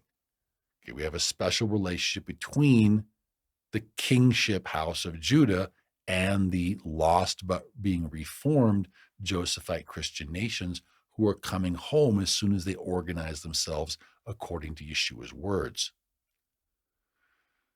Well, let's take a look at some of the warfare that's going to go on in the end times. So Yeshayahu or Isaiah chapter 11, starting in verse 13, he says, also the envy of Ephraim shall depart. Now, I would ask you, brother, just check in with yourself. Is it possible that what you're feeling is hatred toward Judah, or is it also possible that you might be feeling some envy toward Judah? Okay, because here we're told that Ephraim is going to have envy toward Judah. Okay, so the envy of Ephraim shall depart, and the adversaries of Judah shall be cut off. Ephraim shall no longer envy Judah, and Judah shall no longer harass Ephraim. But rather, together they shall fly down upon the shoulder of the Philistines toward the west. Does that sound like Gaza? Okay, together they shall plunder the people of the east. They shall lay their hand on Edom and Moab, and the people of Ammon shall obey them. Okay, well, those three, Edom, Moab, and Ammon, those are in modern day Jordan. So what is the time frame on this exactly? That we don't know. We don't know if this is World War III, aka SEAL 6. We don't know if this is tribulation time frame, or we don't know if it's Armageddon, which is the encore to World War IV. We'll have to see. But brother, I'd like to challenge you to compare your attitudes and your words to the attitudes and words of Shaliach Shaul or the Apostle Paul. I just want you, if you can just hear the difference between what you're saying and your words, what you're suggesting, and how Shaul approaches this thing. And I'm granting there's big problems with Judah, but I'm saying Yahweh's in control. Yahweh's in charge of these things. So we need to obey Mashiach Nagid's instructions and build the stick. But here we have Romim, or Romans chapter 9, starting in verse 1, and Shaliach Shaul is telling us, I tell the truth in Mashiach. I am not lying. My conscience also bears me witness in the set-apart spirit that I have great sorrow and continual grief in my heart. For I could wish that I myself were accursed from Mashiach for my brethren, my countrymen according to the flesh. So he's calling them his countrymen according to the flesh. He says, who are Israelites and to whom pertain the adoption, the glory, the covenants, the giving of the Torah service of Elohim, and the promises, of whom are the fathers, and from whom, according to the flesh, Mashiach came, who is over all the eternally blessed Elohim. Amen. He says, but it's not that the word of Elohim has taken no effect, for they are not all Israel who are physically of Israel, nor are they all children because they are the seed of Abraham. But in Yitzhak your seed shall be called. And we saw that with Yitzhak there was a walk of faith. He says, that is, those who are the children of the flesh, these are not the children of Elohim. but the children of the promise, the children of faith, those are the ones who are counted as the seed. Drop to verse 30, he says, what shall we say then? That the Gentiles, we're talking about Ephraim, who did not pursue righteousness, have attained to the righteousness or the commandment keeping, even the commandment keeping of faith, because of Mashiach Yeshua, following him in his spirit. But in contrast, Israel, in this case Judah, pursuing the Torah of righteousness, has not attained to the Torah of righteousness. They haven't attained to the Torah of commandment keeping. Why? Well, because they didn't seek it by faith, but rather, as it were, they sought it by the works of Torah. In other words, works of their hands, in actuality, works of what would become Talmud. For they stumbled at the stumbling stone, as it is written, behold, I lay in Sion a stumbling stone and a rock of offense, and whoever believes on him will never be put to shame. Chapter 10, he says, brethren, my heart's desire and prayer to Elohim for Israel is that they may be saved. For I bear them witness that they have a zeal for Elohim, but not according to knowledge. Okay, so brother, you were saying that they don't love Yahweh. They don't want to know Yahweh. There's nothing about them that has to do with Yahweh. And here Shaul is saying, no, I bear witness they have a zeal for Elohim, just not according to knowledge, just not according to discipline. They know what Elohim says to do. They just think it's okay to replace it with their own system. Verse 3 says, for they, being ignorant of Elohim's righteousness, they're not going to keep the Tanakh. They're not going to keep the Torah Moshe. Because why? Because they're seeking to establish their own righteousness. They want to publish. They want to be the ones to publish their own version of the Torah, aka the Talmud.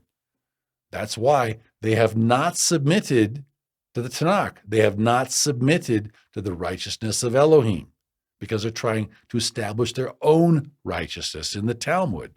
Okay, we agree on this. So we come to chapter 10 and verse 19. Shaul says, but I say, did Israel, meaning Judah in this case, not know? He says, first Moshe says, I will provoke you to jealousy by those who are not a nation. Okay, that's Ephraim. Lo Ami, we're no longer his people. He says, I will move you to anger by a foolish nation. And that's Ephraim, because Ephraim is like a silly dove lacking sense. Chapter 11 and verse 1, he says, I say then, has Elohim cast away his people? Certainly not, for I also am an Israelite of the seed of Abraham, of the tribe of Benjamin. I'm from the southern kingdom. I'm from the southern house. Elohim has not cast away his people whom he foreknew. That's all the apostles at first. They were all Jewish. So chapter 11, verse 5, he says, even so then, at this present time, there is a remnant according to the election of favor. Okay, there's a remnant of the house of Judah that Yahweh has taken favor upon. He says, well, but what then? Okay, Judah, Israel, has not obtained what it seeks, but the elect have obtained it, meaning you had a very small number of Judah who converted, and the rest were blinded. And this is the issue. It's not that they don't love Yahweh, it's that they're blinded. And they're not able to keep his righteousness because they keep trying to establish their own righteousness. That's the problem. He says, just as is written, Elohim has given them a spirit of stupor, eyes that they should not see, and ears that they should not hear, to this very day. And David says, let their table become a snare and a trap, a stumbling block and a recompense to them. Okay, so their table is going to become a recompense to them in these end times. So this is exactly what we've been reading. We've been reading that Yahweh is going to bring judgment and punishment upon Judah and Levi in order that they might clean up. in these end times, and he will save them in the end. But in the meantime, they're blind. They don't have eyes to see right now. And it's terribly, terribly sad. And what they need, rather than our hatred, is our prayers. So Yeshayahu, Isaiah chapter 29, starting in verse 9, says, pause and wonder, blind yourselves and be blind. Okay, you don't like Yahweh's words? You don't want to read Yahweh's words? He'll give you other words to read that you won't see anything. He says, they are drunk, but not with wine. So it's not just the drunkards of Ephraim. He says, they stagger, but not with intoxicating drink. For Yahweh has poured out on you the spirit of deep sleep and has closed your eyes, namely the prophets. He has covered your heads, namely the seers. So this is what Shaul is quoting. So we come to verse 11, and Shaul asks us something very important here. He says, I say then, have they stumbled that they should fall? So is Judah no longer Israelite? He says, certainly not. But through Judah's fall, to provoke Judah to jealousy, salvation has come to Gentile Ephraim. So that means it's our job to follow Yeshua's protocols to build a better stick than Judah has built. And they will be moved to jealousy by that once Joseph gets his act together and starts doing the things we all know we need to do. Verse 12, it says, now if Judah's fall is riches for the world, because the Gentiles, because we now get salvation in Yeshua, and their failure is our riches, how much more is their fullness going to be? When we have both houses in Yeshua, how much better is that going to be for the world? Verse 13, for I speak to you, Gentiles, inasmuch as I am an apostle to Gentile Ephraim, I magnify my ministry. Why? If by any means I may provoke to jealousy those who are my flesh and save some of them. For their being cast away is the reconciling of the world. What will their acceptance be but life from the dead? Now, brother, let's compare that to your language. Look at the way the nation of Israel was founded on the money of evil bankers. You really think this is the work of Yah? They worship Satan and they are proud of it. There's nothing about them that reflects anything of Yah. They don't know him and they don't want to know him. Can you imagine that coming from Shaul's pen? I sure can't. They pray for our deaths. Does that mean we get to hate them? Does that mean we don't have to pray for them? What does that mean? Well, Shaul continues, verse 16, he says, for if the first fruit, which is Judah, which is Yeshua, is set apart, the lump is also set apart. So Judah is set apart. And if the root, meaning Yeshua, is set apart, then so are the branches, all 12 or 13 tribes. Verse 17, and if some of the branches were broken off, meaning Judah was broken off, and you, being a wild olive tree, were grafted in among them, and with them became a partaker of the root and fatness of the olive tree. Do not boast against the branches, brother. That's what it sounds like you're doing. But if you do boast, remember that you do not support the Jewish root, but the Jewish root supports you. Because they were blinded so that they would maintain certain traditions for us to come home to. They maintained the Tanakh for us. They maintained the Torah service. They maintained the oracles of Elohim. Verse 19, you'll say then, branches were broken off that I might be grafted in. So Judah is out, Ephraim is in. Well said. Because of unbelief, Judah was broken off, and you stand by faith. But do not be haughty, but fear. For if Elohim did not spare the natural branches, he might not spare you either. Okay, we're called to obey his walk. We're called to do everything he says to do. Are we doing everything he says to do? Are we loving our brothers? Yeshua says that he who hates his brother is a murderer. Verse 22, Shaul says, therefore consider the goodness and the severity of Elohim. On those who fell, severity, but towards you, goodness, if you continue in his goodness, if you do everything Yeshua says to do. Otherwise, you also will be cut off. Right now, we have like 99% of our viewers are in this cut off stage because they're not yet willing to do what Yeshua says to do. Praise Yahweh, the 1% is growing. It says, and they also, if they do not continue in unbelief, Judah will be grafted back in, for Elohim is able to graft Judah back in again. Okay, that's what Shaul says. So shouldn't we pray for that?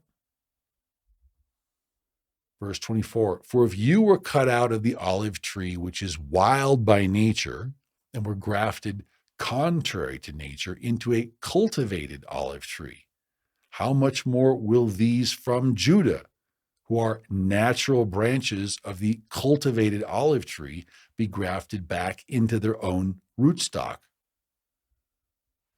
They were broken from that rootstock. How much easier is it for them to be grafted back into the same rootstock? Verse 25, for I do not desire, brethren, that you should be ignorant of this mystery. Okay, so there's a mystery we need to know about, lest you should be wise in your own opinion, that blindness in part has happened to Israel until the fullness of the Gentiles has come in. We talk about this in the Nazarene Israel study.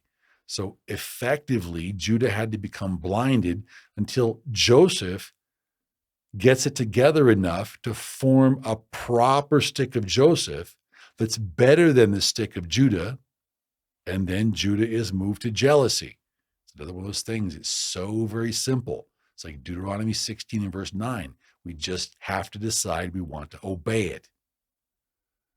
Verse 26, and so all Israel, meaning both houses, Judah and Joseph, will be saved, as it is written. The deliverer will come out at Zion, and he will turn away unrighteousness from Yaakov. Okay, through Joseph. The deliverer Yeshua has come out of Zion, and he is turning away first unrighteousness from Joseph. And as soon as Joseph gets it together to give Yaakov a proper example, and as soon as Joseph moves Judah to jealousy, then Judah will be called back into the covenant of those who walk by faith. And he says, for this is my covenant with them when I take away their sins. So that's a quotation is from Isaiah 59 and verse 20 of the Brenton Septuagint version. In verse 28, Shaul tells us that concerning the good news of Yeshua, yes, Judah is our enemy. They pray for our death 3 times each weekday. 936 times a year, they pray for our death, and they're serious. But that doesn't change the fact that concerning the election, they're still very much beloved for the sake of the forefathers, Abraham, Isaac, and Jacob. And Abraham, Isaac, and Jacob were promised certain things, and the gifts and the calling of Elohim are irrevocable. Once you are called, once Yahweh places that call on your life, you have a choice to comply or you have a choice to die. That's really what it comes down to. Because Yahweh will get what he wants, or we've broken his covenant and we're deserving of death. So there is still very much a role for brother Judah, and they are being used, as we explained in other portions throughout this Parashat series. Judah is being used to establish the Jewish millennial reign, which is something that we in Nazarene Israel very much want. We just don't want them to curse us. We want them to see that we are coming back home because of Yeshua, and because we are obeying his protocols. And that's why our stick looks so much better than Judah's stick. Then they will be moved to jealousy. That's the game plan. Only we are not yet doing that. He sums it here in verse 30. He says, "For just as you in Gentile Ephraim were once disobedient to Elohim." Okay, we walked off. We decided we didn't want Torah anymore. Okay, yet now we have obtained mercy through Judah's disobedience. Judah didn't want Yeshua. Judah didn't want the good news. Judah wanted to establish their own system of righteousness, so they were disobedient. So the apostles, the disciples, had to leave the land of Israel and go into the dispersion to find lost Gentile Joseph, exactly like it was supposed to happen. So because of this disobedience, now Judah has also become disobedient. And the plan is that through the mercy shown to us because of their disobedience and the fact that we put together a better stick and we obey the letter of Torah better than Judah, Judah will be moved to jealousy and they may also obtain mercy. Okay, so this is the grand master plan. Sheol tells us right there in Romans. The plan is that Elohim has committed both houses to disobedience because we were both disobedient.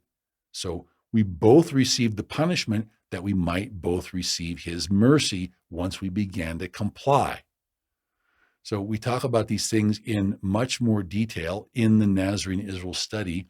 If you are not familiar with Nazarene Israel's materials, this would be a very good place to start, is the Nazarene Israel study. And one of the things we talk about in the Nazarene Israel study is the need to pray, not just for our leaders, not just for President Trump, for Prime Minister Netanyahu, the other leaders of the world.